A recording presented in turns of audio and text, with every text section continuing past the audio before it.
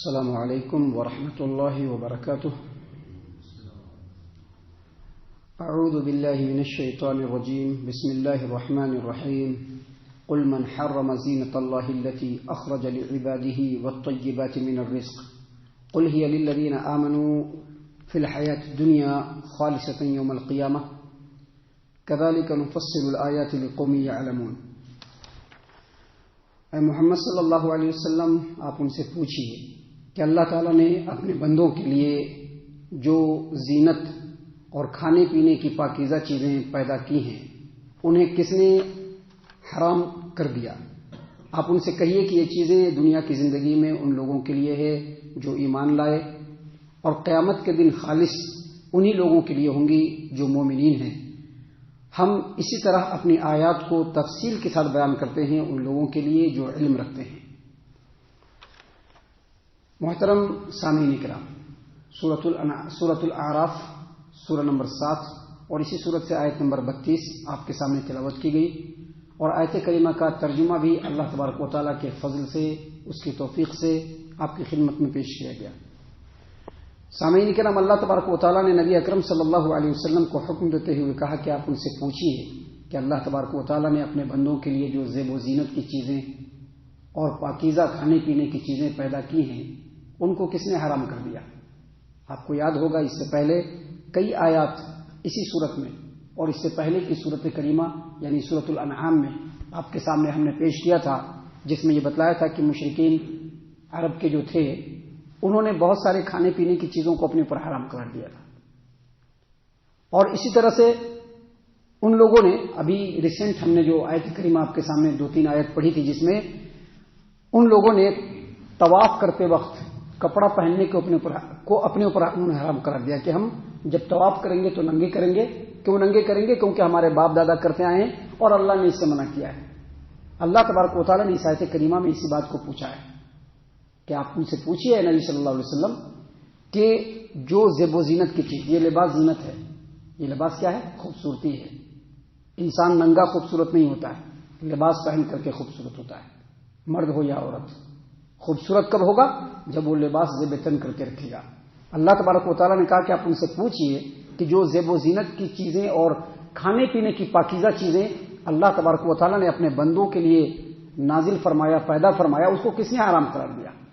آپ کو یاد ہوگا، آپ نے سنا بھی ہوگا، اور جو لوگ سنے نہیں ہیں ان کو سن لینا چاہیے کہ ہم مسلمانوں کے اندر کچھ ایسے لوگ بھی ہیں جو صوفیت کی طرف مائل ہیں. صوفیت کی طرف مائل کا مطلب یہ ہے کہ وہ لوگ دنیا کی نعمتوں کو نہیں چھوتے ہیں. اللہ نے جو نعمتیں پیدا کی اس کو نہیں چھوتے. کپڑے پہنیں گے تو پھٹے پرانے، بلکہ بہت سارے تو صوفی ننگے بھی رہتے ہیں، نہیں تو پھٹے پرانے کپڑے پہن لیں گے. کھانا ٹھیک سے نہیں کھائیں گے، کبھی کبھی کھا لیا تو کھا لیا.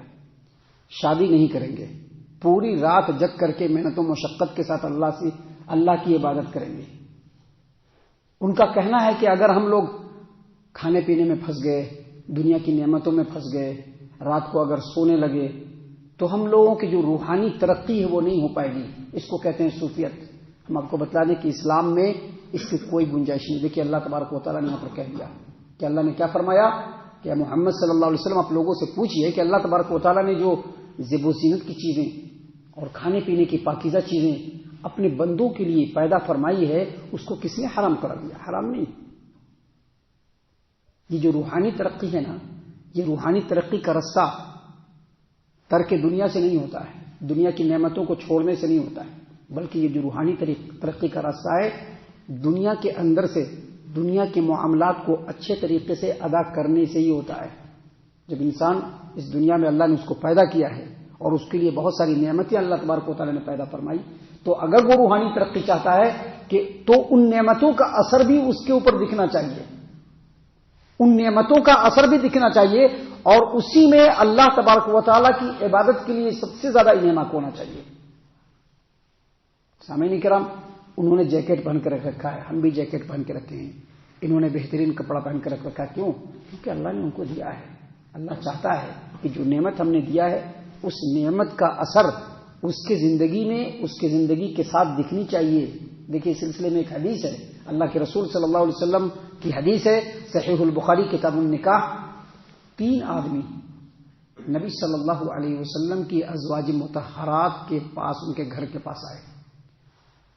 تشریح میں لکھا گیا ہے کہ 3 آدمی جو تھے وہ ایک عمرو بن عاص رضی اللہ عنہ، دوسرے علی رضی اللہ عنہ اور تیسرے عثمان بن مظعون رضی اللہ عنہ. یہ 3 آدمی تھے. یہ 3 آدمی آئے. تشریح میں ہے کہ ایک عمرو بن عاص تھے، دوسرے علی تھے اور تیسرے عثمان بن مظعون رضی اللہ عنہ. یہ تینوں آئے اور انہوں نے کہا کہ نبی صلی اللہ علیہ وسلم کیسے عبادت کرتے ہیں. تو جب نبی صلی اللہ علیہ وسلم کی عبادت کا حال بتایا تو ان لوگوں نے اپنی عبادت کو کم سمجھا کہ ہم لوگ تو کہاں نبی صلی اللہ علیہ وسلم، کہاں ہم لوگ نبی صلی اللہ علیہ وسلم کے تو اگلے پچھلے سارے گناہ اللہ تبارک و تعالیٰ نے معاف فرما دیے ہیں. تو ان میں سے ایک نے کہا کہ میں اللہ کی قسم میں پوری رات عبادت کروں گا اور بالکل نہیں سوؤں گا. ایک نے کہا کہ میں ہمیشہ روزہ رکھوں گا، کبھی بھی افطار نہیں کروں گا. ایک نے کہا کہ میں کبھی بھی کسی عورت سے نکاح نہیں کروں گا، ہمیشہ میں عورت سے الگ رہوں گا. یہی صوفیت ہے. دیکھ لیجئے، یہی صوفیت ہے جو خیال صحابہ کرام جو تینوں تھے ان کے دل میں آیا اور تینوں نے یہ بات کہہ دیا اور وہاں سے چل پڑے. اتنے میں نبی صلی اللہ علیہ وسلم گھر میں آئے تو آپ کی جو زوجہ محترمہ تھی انہوں نے سنایا کہ دیکھیے 3 آدمی ایسے ایسے آئے تھے اور اس طرح کی بات کر رہے تھے. اللہ کے رسول صلی اللہ علیہ وسلم نے تینوں کو بلوایا اور کہا کہ دیکھو، میں تم سب سے زیادہ اللہ کے خوف اور خشیت کو دل میں رکھتا ہوں اور سب سے زیادہ اللہ تبارک و تعالیٰ کا تقوی میرے پاس ہے، تم سے زیادہ ہے. لیکن دیکھو، میرا یہ معاملہ نہیں جو تم نے بتلایا، بلکہ میں رات کو سوتا بھی ہوں اور جگتا بھی ہوں، سوتا بھی ہوں اور جگتا بھی ہوں. میں روزہ بھی رکھتا ہوں اور روزہ چھوڑتا بھی ہوں، اور میں عورتوں سے نکاح بھی کرتا ہوں. یہی میرا رستہ ہے. جو میرے سنت سے اعراض کرے گا اس کا مجھ سے کوئی سروکار نہیں. تو دیکھیے، یہاں پر اللہ تبارک و تعالیٰ نے اسی بات کو پوچھا. یہ ہرگز مت سمجھیے گا کہ یہ صرف کفار و مشرکین کے لیے ہے. مسلمانوں کے اندر جو صوفیت زدہ لوگ ہیں، جو دنیا سے کنارہ کشی اختیار کرتے ہیں، جو نکاح نہیں کرتے ہیں، جو دنیا کی نعمتوں سے لطف اندوز ہونا نہیں چاہتے ہیں، ایسے لوگوں کے لیے بھی ہے کہ اللہ نے بتلایا کہ آپ ان سے پوچھئے کہ اللہ تبارک و تعالیٰ نے اپنے بندوں کے لیے جو زیب و زینت کا سامان پیدا کیا ہے اور ان کے لیے جو پاکیزہ کھانے پینے کی چیزیں پیدا کی ہے، اس کو کس نے حرام کر دیا؟ اللہ نے تو حرام نہیں کیا. کھائیے پیجیے، حقوق بھی ادا کیجیے، اللہ کے بھی حقوق ادا کیجیے، بندوں کے بھی حقوق ادا کیجیے، اللہ تبارک و تعالیٰ کی عبادت میں لگے رہیے، یہ تمام چیزیں کیجیے. آگے اللہ تبارک و تعالیٰ نے مزید اسی چیز کو واضح کر کے کہا کہ قل، آپ کہہ دیجئے، ہی للذین آمنوا فی الحیات الدنیا. یہ جو نعمتیں ہم نے پیدا کی ہیں وہ لوگ جو ایمان والے ہیں ان کے لیے دنیا کی زندگی میں. مطلب کیا؟ مطلب یہ کہ یہ ایمان والوں کے لیے حلال ہے، ایمان والے اس کو حرام نہیں قرار دیں. جو اللہ نے نعمت دیا ہے اس کو استعمال کریں، لیکن اس کا مطلب یہ نہیں کہ صرف ایمان والوں کے لیے. اصل تو نعمت کا حقدار کون ہوتا ہے؟ جو نمک حلال ہوتا ہے، جو ایمان والا ہے، جو اللہ کے سامنے جھکتا ہے، اللہ کو ہی معبود حقیقی سمجھتا ہے، اللہ تبارک و تعالیٰ نے جو تعلیمات نازل فرمائے اس کے مطابق عمل کرتا ہے، وہ نمک حلال ہے. اور جو اللہ کی نعمتیں اس کا اصل حقدار کون ہے؟ جو ایمان والے ہیں. نمک حرام نہیں، لیکن چونکہ یہ دنیا دارالامتحان ہے، یہاں پر اللہ تبارک و تعالیٰ نے تمام انسانوں کو امتحان کے لیے بھیجا ہے، تو یہاں پر ایمان والوں کو بھی دیا جا رہا ہے اور کفار و مشرکین کو بھی دیا جا رہا ہے. بلکہ کفار و مشرکین کو زیادہ دیا جا رہا ہے، زیادہ دیا جا رہا ہے. لیکن یہ جو اللہ کی نعمتیں ہیں دنیا میں تو سب کے لیے ہے. اللہ نے آگے کہا کہ خالصتا یوم القیامہ، لیکن ایمان والوں کے لیے یہ قیامت کے دن خاص ہوگا. کیوں؟ کیونکہ وہ نمک حلال ہے، انہوں نے نمک حلالی کی ہے، اسی لیے قیامت کے دن یہ جو اللہ کی نعمتیں ہیں صرف ایمان والوں کے لیے خاص ہوں گی، کفار و مشرکین کے لیے خاص نہیں ہوں گی، شرک کرنے والوں کے لیے خاص نہیں ہوگی، اللہ کو چھوڑ کر کے دوسرے کے در پر پڑنے والوں کے لیے نہیں ہوگی، بلکہ ایمان والوں کے لیے خاص ہوگی.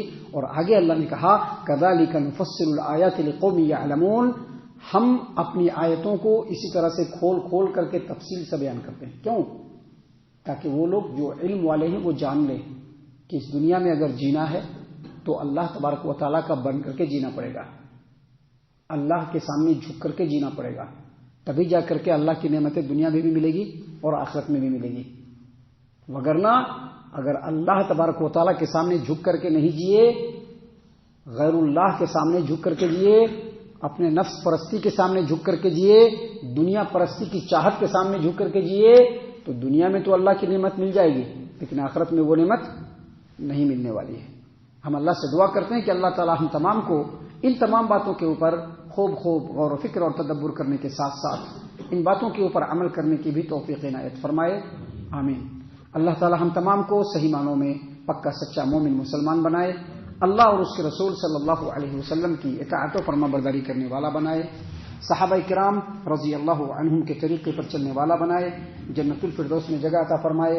اے اللہ ہم تمام کو جہنم سے پناہ دے، اے رب العالمین ہم تمام کو جہنم سے پناہ دے، اے مالک الملک ہم تمام کو جہنم سے پناہ دے، آمین یا رب العالمین۔ وما علینا الا البلاغ المبین۔